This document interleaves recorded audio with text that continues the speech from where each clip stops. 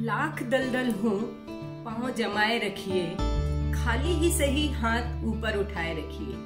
कौन कहता है कि छलनी में पानी नहीं जमता, बर्फ बनने तक हौसला बनाए रखिए। बिल्कुल सही बात है। एक छोटी सी कहानी सुनाती हूँ मैं आपको, शायद आपके जीवन में इससे कुछ बदलाव हो जाए। एक राजा था जो बहुत ही निपुण था, राजनीति में योद्धा भी था, अपने पूरे राज्य का बहुत अच्छी तरीके से ध्यान रखता था। सारी प्रजा उससे बहुत खुश थी।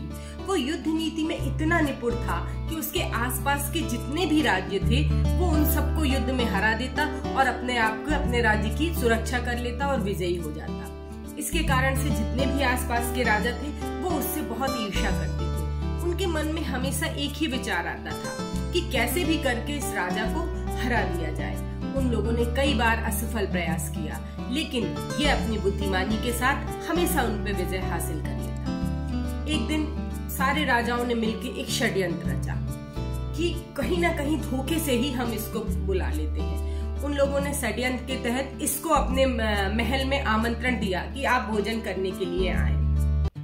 इसकी समझ में नहीं आया इस राजा की।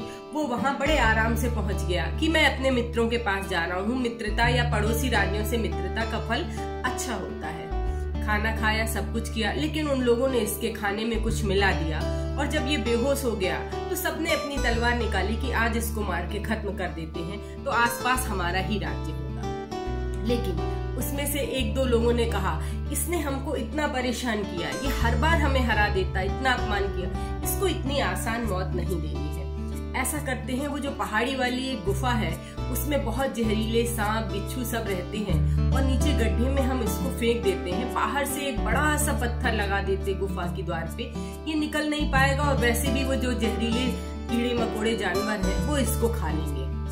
इन लोगों ने इसके हाथ पैर बांधे और उसको उस गुफा में पटक के बाहर से बड़ी सी एक पत्थर लगा दिया और खुशी खुशी सारे राजा वापस आ गए। जब थोड़ी देर बाद राजा की आंख खुली तो उसने देखा कि उसे कुछ समझ ही नहीं आ रहा था कि वो कहाँ कैद है।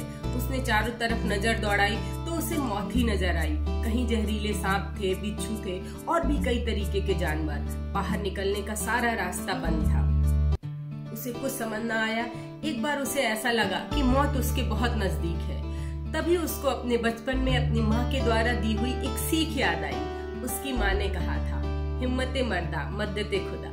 जो अपनी मदद खुद करते हैं, भगवान भी, खुदा भी उनकी मदद करता है। ऐसा सोचकर जैसे ही उसे माँ की सीख याद आई, उसने प्रयास किया कि वो बाहर निकलने के लिए जाए और कहीं ना कोई एक रास्ता ढूंढे। वो आगे बढ़ा, थोड़ा ऊपर चढ़ने लगा। तभी वहाँ एक जो जहरीला सांप बैठा हुआ था उसने उसके पैर में डस लिया। थोड़ी ही देर बाद वो बेहोश होकर गिर गया।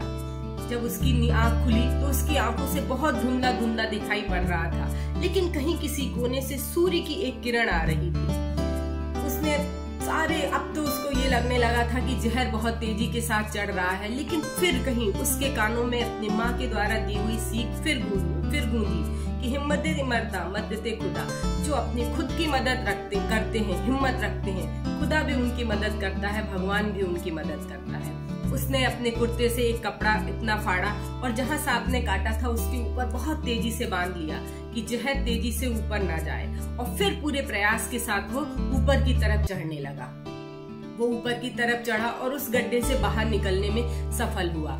जैसे ही जो वो दरवाजा था जहाँ से सूर्य की किरण आ रही थी, उसने प्रयास किया और बहुत जितनी ताकत, जोर की ताकत लगा सकता था, उसने उस गड्ढे में जो पत्थर रखा हुआ था उसको ढकेला।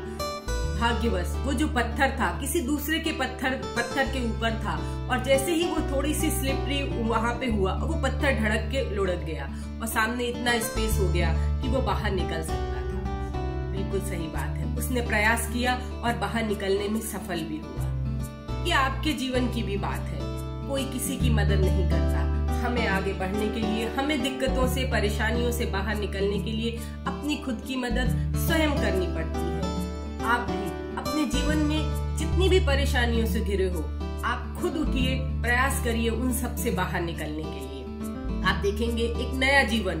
वो सूर्य की प्रकाश की किरण क्या था? एक नया जीवन था। आपके भी जीवन में एक प्रकाश, एक उजाला आपका इंतजार कर रहा है। बस एक प्रयास की देरी है।